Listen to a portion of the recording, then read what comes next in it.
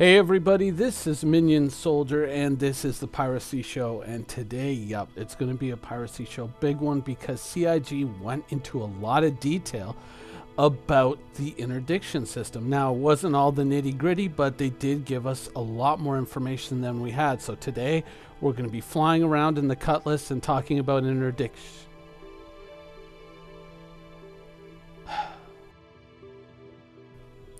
Hey everybody, this is Minion Soldier. Today we're going to be flying around in the Caterpillar Pirate and talking about interdiction. I'm just kidding, of course. I just thought it was so funny that when I was kind of putting the footage together for this, I was like, yeah, you know what? I've used the Caterpillar a lot lately. I think I got to shift back to the Cutlass, kind of shake things up a little bit, changing things up. No, today is going to be the Cutlass. Today's going to be the Cutlass. And of course, I spawned the Cutlass and it's got no doors. And it's like, well, today's going to be the Caterpillar again. But anyways, yeah, so CIG did, on Ask the Devs, a really deep dive on interdiction, talking about the systems, talking about how they plan to implement it. Now, of course, they didn't get down to nitty-gritty specifics, like, oh, this thing is a size 1, or how does this all work and with what ships specifically, but they did give us a lot of detail. Now, unfortunately, the video from this, I guess when they were doing their Skype call, kind of froze up a little bit. So what I'm going to do is I'm going to leave this video in the background. And I'm going to play the audio for you because I think it's a really good thing to listen to. Here you go. Oh, where is it on this? Here it is. Okay. How will player-to-player interdiction work? Will it require special equipment fit to an existing ship, or can only specific role-based ships perform this task? Will we have the ability to web, quantum disrupt, and otherwise suppress a ship from re-entering quantum once it's pulled out? So Short question. Try to split it into segments. So Okay. whether we require special equipment, that is a yes and no. You can still interrupt someone from engaging their quantum drive by disrupting their quantum field that they're trying to generate around their ship. If they take enough damage, and especially if they take enough damage to the quantum drive, that field will disrupt. But you're not going to see someone in an Aurora shooting an Idris disrupting their quantum field. That is going to be, I mean, maybe if they're already damaged or something like this, but it's most probably not going to happen. Now, if you're talking about dedicated interdiction tools, we definitely want to improve your chances of interdiction if you have specialized equipment. That is the idea. If you have specialized disruptor beams, you will be able to use them to disrupt that quantum field so much faster than just shooting them with normal weapons. It's and besides that, yes, if you have a ship that is dedicated to interdiction, you will have an extra layer of bonuses on top for that. But again, it's not required. We want to be able to allow this type of gameplay to be available to everyone, but just people will be a lot better at it if they have the right equipment. Gotcha. So if I understand, before you go to the second part, anybody who shoots anybody while they're trying to quantum has a chance at disrupting the field. It's not a chance. It will be slowly damaging their quantum field pool that they're trying to build up, and when it reaches 100%, basically they're spooling. When it reaches 100%, they're out. Bye. You cannot stop them anymore. If you manage to basically do more damage that their quantum drive engine can actually generate to fill that pool, then you hold them there until they reach 100. You might be able to just delay them enough until someone comes and helps you, or you can actually disrupt it completely where they cannot even engage if you have enough firepower. And then you have specialized weapons that will make that more effective. Yes, that is the idea. You will have specialized weapons that basically in a matter of seconds will shut down a field. Okay. So you might get that situation when an Aurora, maybe with a specialized weapon, is able to hold down an Idris, provided it doesn't get one shot out of the sky. But I can see the Reddit thread already. Yes. So hey, that Idris can at any point just point its gun at it and just blow it out the sky. But if he's not able to spot it, or if it's like in an interesting angle where the Idris can slowly not really turn towards it and it takes forever to turn, it might be enough. Yeah. All it's done is kept the Idris there so it can kill it. Yeah, no. Most of the time, you want to keep the Idris there until your friends come in with the big guns. Okay. What about the second half of interdiction? Pulling people out of quantum that are already in there. So for this, we have way more specialized tool, which will be a quantum interdiction field. See it as a device that you deploy. You basically chuck out of your cargo, and you turn it on. It has limited power supply, and once you turn it on a giant radius, anything that quantum travels through there gets pulled out, and until they exit this radius, they cannot quantum travel again. Either they have to exit this radius or destroy the quantum interdiction field generator.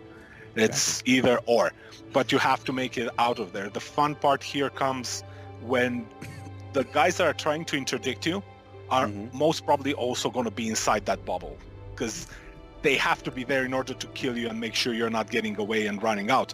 So they'll also be interdicted. They won't know what's coming. They might be getting a nice hauler full of nice cargo, or 2 or 3 Idrises fully armed and just blowing them out the sky.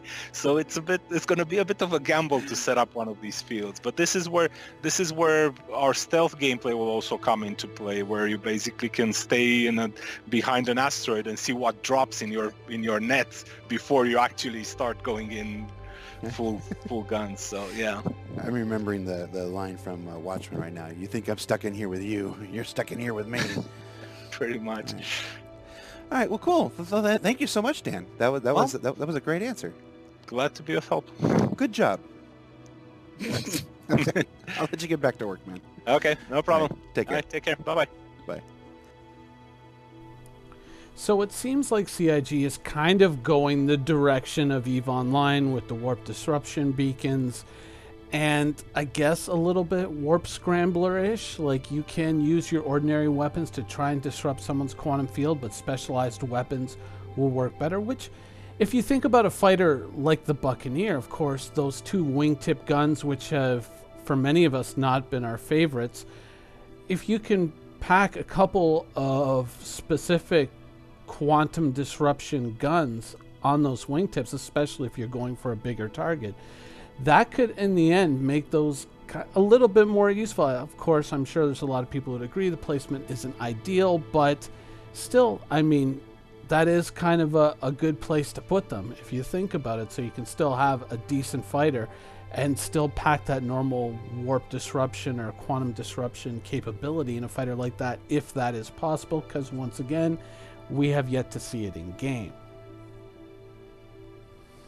Now, the quantum disruption beacon, I guess, the larger field generator, that comes with a few question marks, because before you can really start to think about tactics or whatnot, you need to kind of see it in practice. You need to see it actually working and then say, okay, here's how we can make this work better. Like, let me give you an idea. Let's say you have one of your group members in a ghost and you're hiding out maybe 10 kilometers, you're all stealthed up 10 kilometers away from Port Olisar, and you're watching the traffic heading from, say, Olisar to Yela.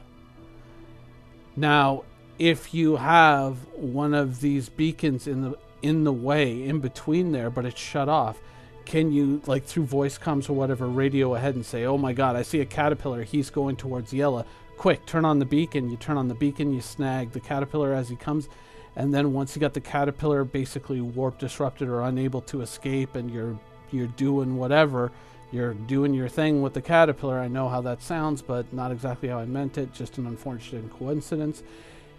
Then you can switch the beacon back off, and so ordinary traffic would just keep going through. I mean, will it react to you that quickly, or will it have, say, like a 90-second cooldown where you switch it on like EVE Online? Their disruption beacons have a certain amount of time, so you can't just selectively turn them on, turn them off. So that is an interesting question before you can really go too far and say having a spotter on a certain route. You have to know what the activation time is on something like that, and the deactivation time, to know whether that would be practical. But what it does kind of point to is the fact that if you're going to be using, like, let's basically just call it an interdiction sphere, if you're going to be using this, then chances are whatever fleet you have waiting for whatever could possibly drop out of quantum right in front of you, you're probably going to have a fleet that's specifically fitted to shut down an enemy ship, if not completely destroy it immediately. Like, you're going to have to look at your situation. You're probably going to have to look at possibly bringing in some heavier ships that can fit some heavier distortion guns. If that ends up being possible, I know we've only really seen the size 1 Jokers, and right now I don't know. I mean, they used to be on my cut list, but I don't know if we can still pull them out at this time. Is there going to be larger caliber size Joker sucker punch guns that we can put on bigger ships, like possibly even something the size of a Reclaimer? You're also going to have to think about possibly bringing ships like Heralds, not just to disrupt any attempt at, a distress beacon, but any transmissions to friends trying to relay that position so that they can warp to them and help rescue them. So you're probably going to have to look at shutting that ship down and probably even hacking into that ship and shutting down its systems as well. What you're probably going to want to do is overwhelm that ship and its crew. You're going to want to present almost a tactically impossible situation immediately. As soon as they're pulled out of quantum, you're going to want to have fighters that can rush in there and just immediately start pounding on that quantum field with either specific weapons or just general weapons to bring those shields down. You're probably going to want to have a couple of larger ships that can really mess with that ship's systems if there are in fact larger caliber distortion guns, or even the regular ones. I mean, if you've got a hammerhead fitted with nothing but Joker sucker punches, it sounds like kind of a bad idea, but that could possibly be hugely disruptive to a larger ship systems. If you're thinking like a hull C or a hull D or something like that, that could cause some major problems for a ship like that. Or if there's larger ones, it depends on what ships you have available to you and what ships you can bring, but you're probably going to want to bring enough things for the enemy crew to deal with that they just can't deal with them all. What if there's 3 or 4 Heralds trying to track or hack into their systems right at that moment? They may not be able to counter all of that. If they have to deal with 10 or 15 fighters, they might not be able to deal with all of that all at once. And then a couple of larger ships basically pounding on them, it might create just an impossible situation where they just get so flustered and so frustrated with everything that's going on that they can't really take any kind of effective action. Because what you're probably going to want to do is, once you've caught that ship, you're probably going to want to turn that quantum disruption beacon off, because you're probably not going to want to worry about anything else dropping out of warp on top of you and possibly spoiling the situation.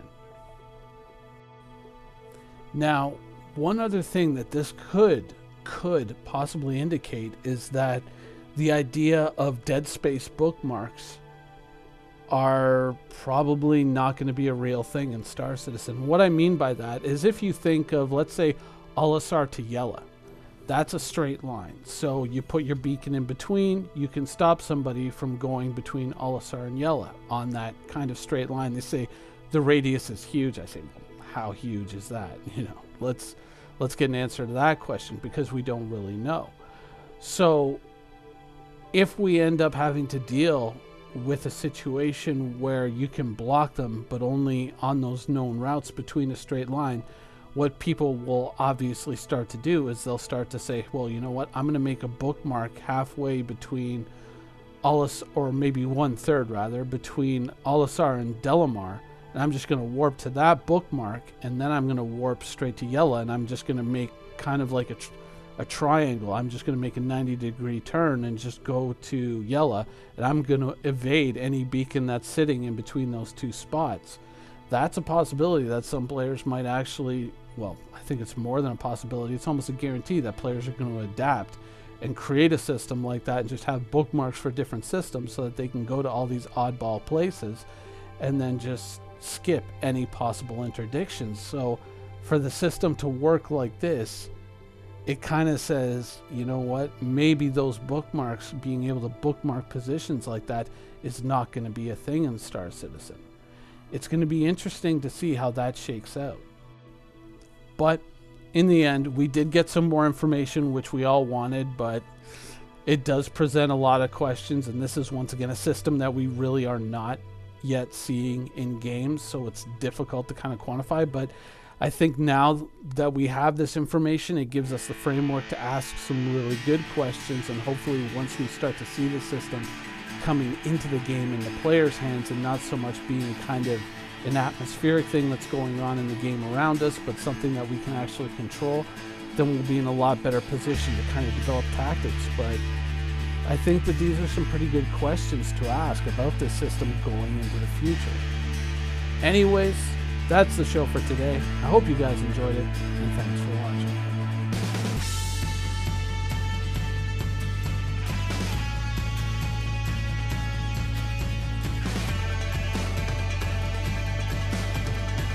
Thank you for watching. So if you want to keep up with the latest and greatest in Star Citizen and Squadron 42's development, please follow us on our social media channels.